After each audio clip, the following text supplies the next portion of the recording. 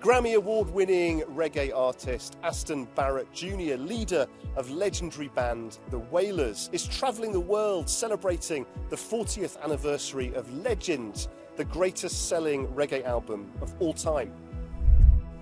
Reggae has been a force for peace in the world, inspiring a spirit of tolerance and helping to end conflicts. Greetings, my name is Aston Barrett Jr from the Wailers, son of Aston Familyman Barrett, and I am the band leader of the Wailers. Aston is passionate about sharing the music and its message to fresh audiences and new generations. Please welcome from Kingston, Jamaica, Aston Barrett Jr. in the Wailers. Hey Aston. What's up, man?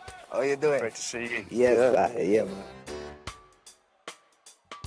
Aston, you're travelling the world to celebrate the 40th anniversary of Legend by Bob Marley and the Wailers, officially the best-selling reggae album of all time. What's it like for you to bring these iconic songs to such diverse audiences? It's a pleasure. It's a pleasure and a privilege to be able to do that and just to see the smile on everyone's face.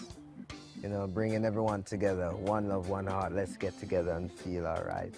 It's amazing, man, you know, just to see the culture and the nature of music and see how the root of reggae, where it comes from.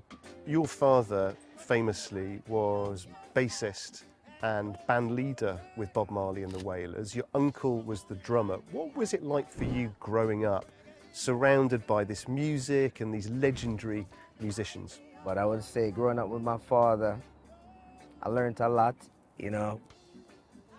Actually, I didn't really realize who my father really was until one day I put in a cassette tape and I was watching a Bob Marley and the Wailers show, 1979, Santa Barbara. And, you know, my mother came in the room and she's like, oh, there you go, look at your father. And I'm like, that's when it clicked to me. And I'm like, oh, I want to be like him. So when he came home from the studio, I said, Daddy, I want to learn how to play bass, you know. And he's like, all right, I have a few basses. So I would say growing up with him, to have that one-on-one, I mean, I had my own show.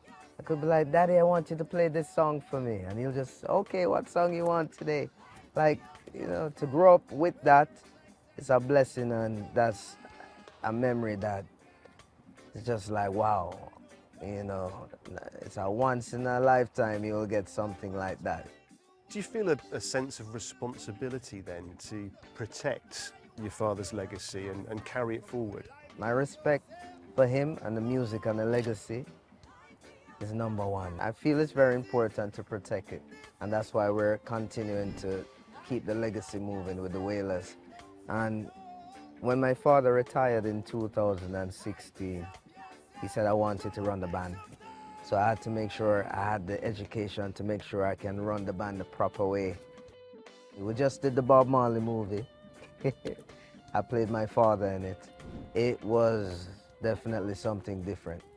It was amazing. I learned a lot more about my father in it, you know, and being surrounded and just doing the story and showing the people the other side of the Wailers and Bob that they didn't know. As you say, so many people have been inspired by the music, and the Wailers themselves have evolved over the decades, haven't they? How does the band now compare to the original band? We wouldn't really look on it as a comparison because our fathers, they did the work and they paved the way for us. So we were able to get a lot of the individual teachings from them, you know, and I learned a lot from my father, so I was able to teach a lot of the band members that are here and still teaching them. And that's why when you hear us, it sounds very close to that sound because we got it from the root.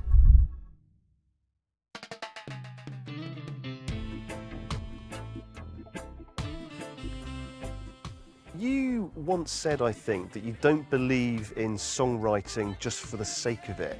Can you give me an insight then into how you go about the process of making music?